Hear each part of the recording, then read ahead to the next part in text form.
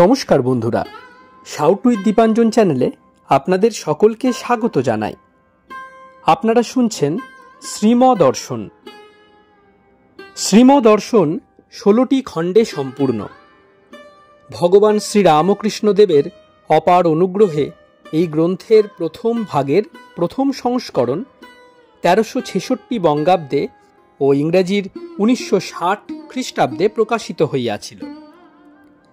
তদবধি ভক্তগণের চাহিদাতেই একের পর এক সংস্করণ প্রকাশ করা সম্ভব হইতেছে। শ্রীমদর্শনের মূল আবেদন, গৃহে বাস করিয়া কি প্রকারে দেবভাবে জীবনযাপন করা যায়, কিভাবে বেদ বর্ণিত উপায়ে সুখ দুঃখ সমভাবে গ্রহণ করিয়া সংসারে শান্তিতে বাস করা সম্ভব হয়। এই পুস্তকে আছে পরমহংসদেবের ও মায়ের কিছু নূতন কথা, আর স্বামীজি প্রমুখ অন্তরঙ্গ সন্তানদের কথা, আর আছে কথামৃতকার দ্বারা কথামৃতর ব্যাখ্যা এবং শ্রীরামকৃষ্ণ জীবনালোকে উপনিষদ, গীতা, ভাগবত, পুরাণ, বাইবেল আদি শাস্ত্রের আলোচনা।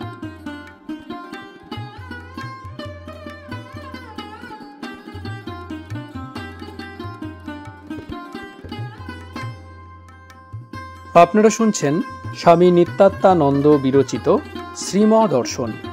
আজ 176তম পর্ব। আসুন আজকের পর্বটি শুরু করা যাক।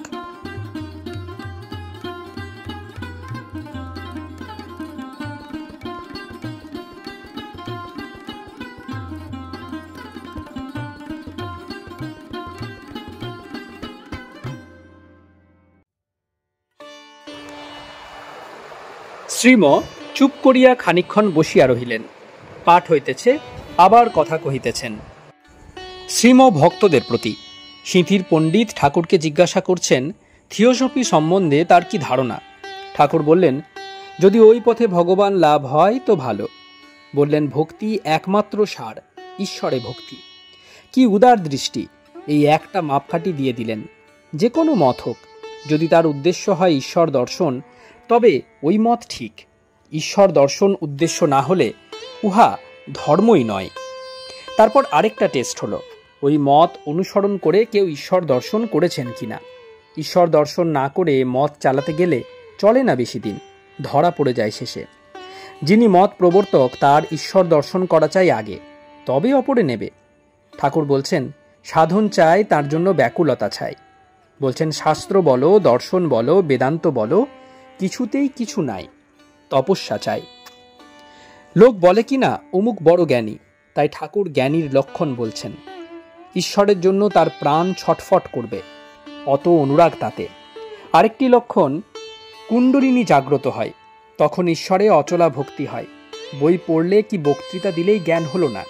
বিষয়ের বিষয়ে যে ভালোবাসা, সেটি ভগবানে গেলে তবে জ্ঞান। অত বড় লোক কেশব সেন, কত ভালোবাসতেন ঠাকুর। তাকেই বললেন, তুমি লোকমান্য বিদ্যা এসব নিয়ে রয়েছ, তাই হয় না। কেশববাবু জিজ্ঞাসা করেছিলেন কিনা ঈশ্বর দর্শন কেন হয় না, তাই ওই কথা অত স্পষ্ট করে বললেন, নইলে বুঝবে কি করে লোক। একজন ভক্ত বিনীতভাবে। ঠাকুর বলছেন, সংসারী লোকগুলো তিনজনের দাস, মেঘের দাস, টাকার দাস আর মনিবের দাস। পদার্থহীন যেন গোবরের ঝোড়া। তাদের উঠবার উপায় কি? শ্রীম ঠাকুরের কথা শোনা, তিনি যা বলেছেন তা করা, তার শরণ লওয়া, তার প্রত্যক্ষ রূপ সাধু, তাদের সঙ্গ করা, তাদের সেবা করা। এই অবস্থা থেকে যারা উপরে উঠেছে তাদের কথা শোনা দরকার। যে ব্যক্তি নিজের অবস্থা বুঝতে পেরেছে তার হয়ে যাবে সব যোগাযোগ, তিনি তার সব জোগাড় করে দেন। বিপদ হচ্ছে এটা কেউ বুঝতে চায় না, নিজের অবস্থা। অপরের দোষ দেখে, অপরকে খালি উপদেশ দেয়, উদ্ধার করে। নিজের অবস্থা বুঝতে চায় কই, বুঝলে এক্ষুনি হয়ে যায়, তাহলে আর বক বক করে না। পাঠ শেষ হইয়াছে। বড়জিতেন প্রশ্ন করিতেছেন। বড়জিতেন, ঈশানবাবুকে সালিশি মোড়লি ছেড়ে কোষাকুষি ফেলে দিয়ে পাগল হতে বলছেন ঠাকুর ঈশ্বরের নামে। ইনি ছাড়তে পারছেন না, বলছেন প্রকৃতি করাচ্ছে। এখন এই প্রকৃতি, এই সংস্কার নাশ হয় কিসে? শ্রীম ঠাকুর যা বলেছেন তা করলে, মহামায়ার শরণ লওয়া, আর কিছুকাল এসব ছেড়ে দিয়ে দূরে সরে পড়া, দিনরাত এর ভিতর থাকলে হয় না। যা বলেছেন দূরে সরে গিয়ে তা পালন করার চেষ্টা করা চাই।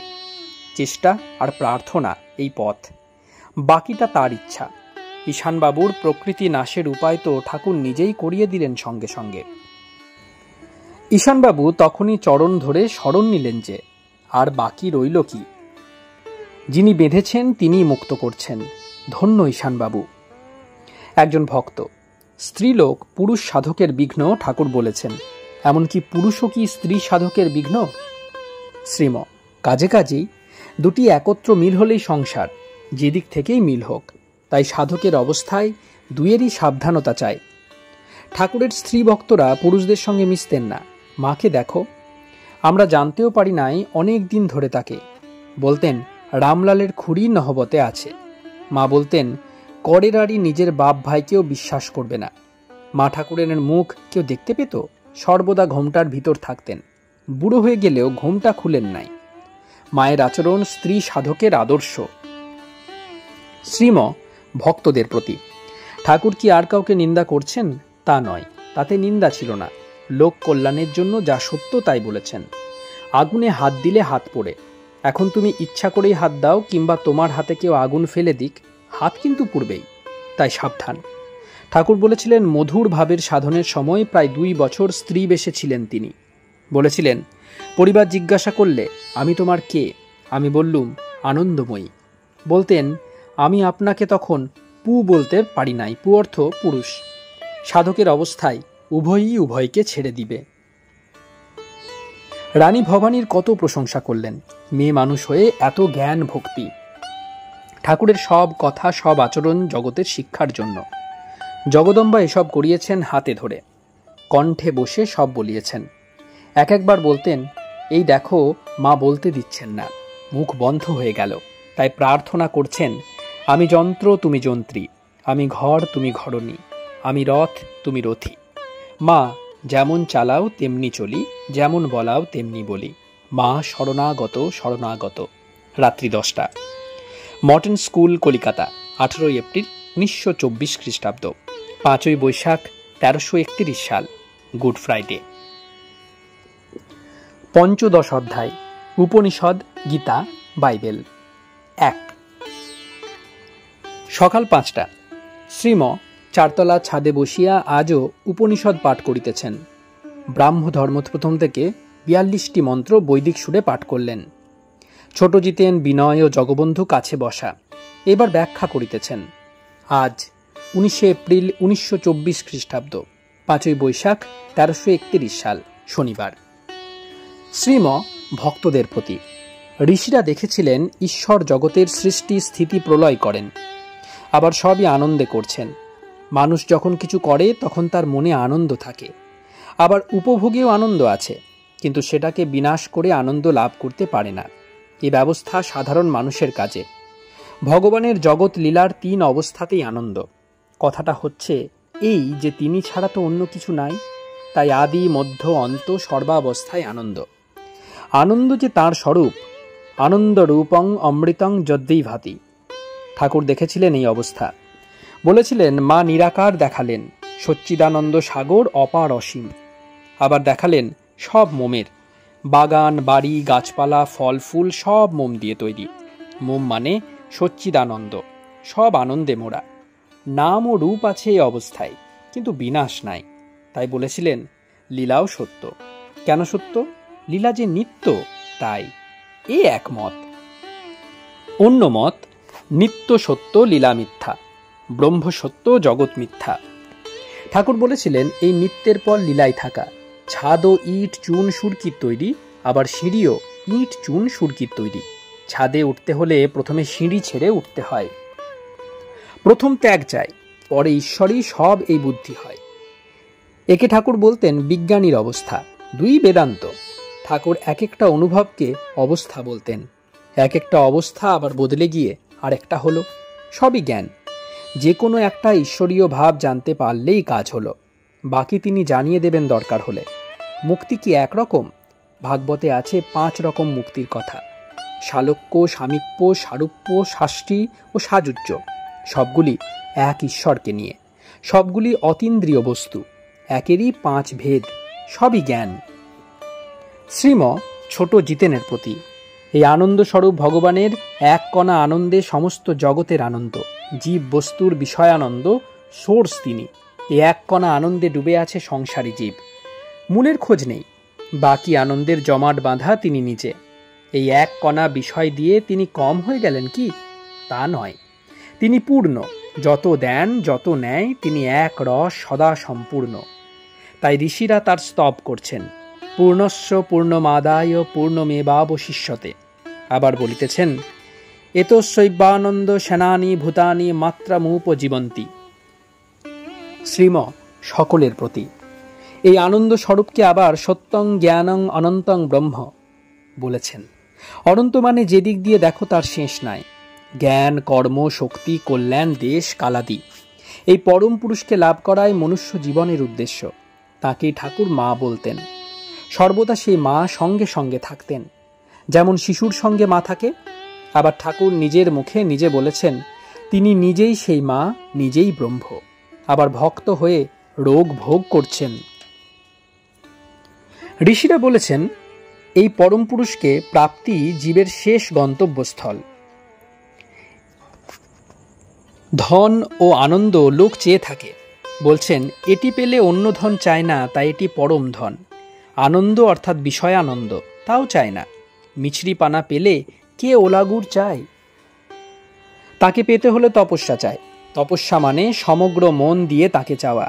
মনটা এখন জড়িয়ে আছে বিষয় ভোগে, এটাকে তুলে নিয়ে উল্টো দিকে ভগবানে লাগাতে হবে। নিরন্তর এ চেষ্টার নামই তপস্যা। সৎসঙ্গ আর নির্জন বাস এর সহায়। সৎসঙ্গে আনাগোনা করলে বিবেক জ্ঞান অর্থাৎ ঈশ্বর সত্য, জগৎ অনিত্য এ বোধ হয়। তারপর বিষয় ছেড়ে নির্বিষয় ভগবানে মন লগ্ন করা নির্জনে। ব্রহ্ম, শক্তি, জীব জগৎ, তপস্যা, জীবের কর্তব্য এইসব বোঝাতে, এইসব দেখাতে ব্রহ্মই যুগে যুগে মানুষ হয়ে আসেন। ঠাকুর সেই ব্রহ্ম, নিজের মুখের কথা, মানুষ তাকে বানায় নাই। বলেছিলেন সচ্চিদানন্দ এর ভিতর থেকে বের হয়ে বলছেন, আমি যুগে যুগে অবতীর্ণ হই। কি অজ্ঞান মানুষের! এই উক্তির সামনে স্পষ্ট কথার পরও কি করে বলে জীব জগৎ এসব আপনি হয়েছে, চান্স ক্রিয়েশন। এও তার অবিদ্যা মায়ার কাজ, নইলে খেলা চলে না। ঈশ্বরের সঙ্গে যোগ করে নিজেকে চালান। ঋষিদের, অবতারদের এইসব কথা প্রত্যক্ষ জ্ঞান, চোখে দেখে বলেছেন। এতে কিন্তু নাই, অনুমান নাই, পরন্তু বৈজ্ঞানিকদের জীবের স্বরূপ সম্বন্ধে উক্তি অনুমান মাত্র, জোর নাই তাদের কথায়। মানুষকে তারা বলতে পারে না আমি নিজে দেখেছি, নিজে প্রত্যক্ষ করেছি মানুষের স্বরূপ। স্বস্বরূপকে জানাই পরম সুখ, পরম শান্তি ও পরমানন্দ। এই অবিনশ্বর সুখ শান্তি তারা নিজেরাও লাভ করে নাই, অপরকেও দিতে পারে না। ঋষিরা কিন্তু সকলে বলছেন আমরা এই পরমানন্দ, পরম সুখ, ইটার্নাল ব্লিস অ্যান্ড হ্যাপিনেস লাভ করেছি, তোমরাও করতে পারো। প্রত্যেক জীবের এটি বার্থ রাইট, জন্মগত অধিকার। শ্রীম কিছুক্ষণ নীরব রহিলেন ধ্যানের ভাবে, আবার পাঠ করিতেছেন। এবার বাইবেল, ইস্টার চলছে তাই। সেন্ট লুকের ২২ অধ্যায়ের ৩১ বাণী থেকে ৪৪ অধ্যায় অর্থাৎ পুস্তকের শেষ পর্যন্ত পড়িলেন। কোনো কোনো বাণী ২ বার পড়িয়াছেন, যেমন I tell thee Peter, the cock shall not crow this day, before that thou shalt thrice deny that thou knowest me. Father, forgive them, for they know not what they do. Verily I say unto thee, today shalt thou be with me in paradise. O fools, and slow of heart to believe all that the prophets have spoken. Peter, তোমায় আমি বলে রাখছি, আজ মুরগির ডাকের পূর্বেই তুমি 3 বার আমায় অস্বীকার করবে। পিতো, এদের ক্ষমা করো, কারণ এরা জানে না কি মহাপাপ করছে। মাইরি বলছি, আজই তুমি আমার সঙ্গে স্বর্গে নিবাস করবে।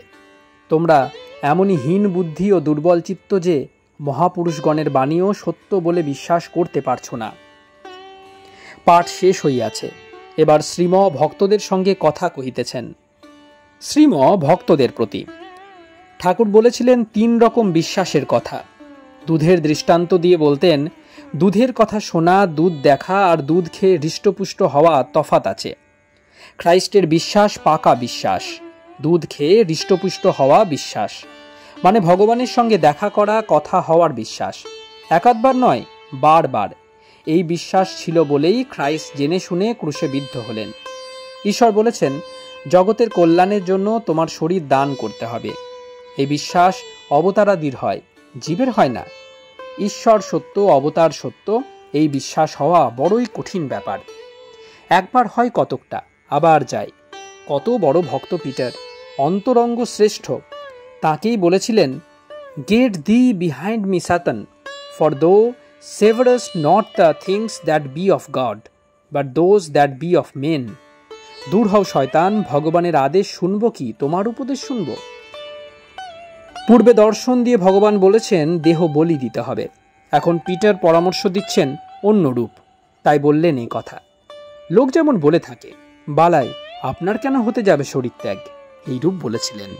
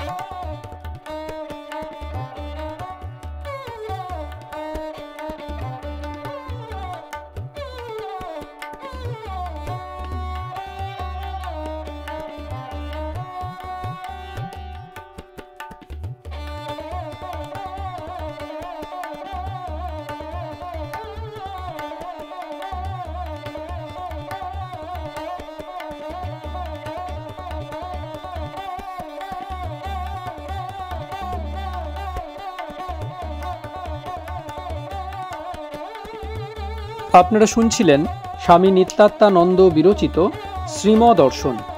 আজ 176তম পর্বটি আপনাদের কাছে পরিবেশন করলাম। আমাদের ভিডিওগুলি কেমন লাগছে আমাদের জানান। কোনো সাজেশন থাকলে তাও অবশ্যই জানাতে পারেন। আমাদের ভিডিওগুলি লাইক করুন, আপনাদের বন্ধুবান্ধব ও পরিবার পরিজনদের মধ্যে শেয়ার করে দিন। সাউথ উইথ দীপাঞ্জন চ্যানেলটি সাবস্ক্রাইব করুন এবং প্রতিনিয়ত বিভিন্ন আপডেট পাওয়ার জন্য বেল আইকনটি অবশ্যই প্রেস করবেন। অনেক অনেক ধন্যবাদ। নমস্কার, ভালো থাকবেন। জয় ঠাকুর, জয় মা, জয় স্বামীজি।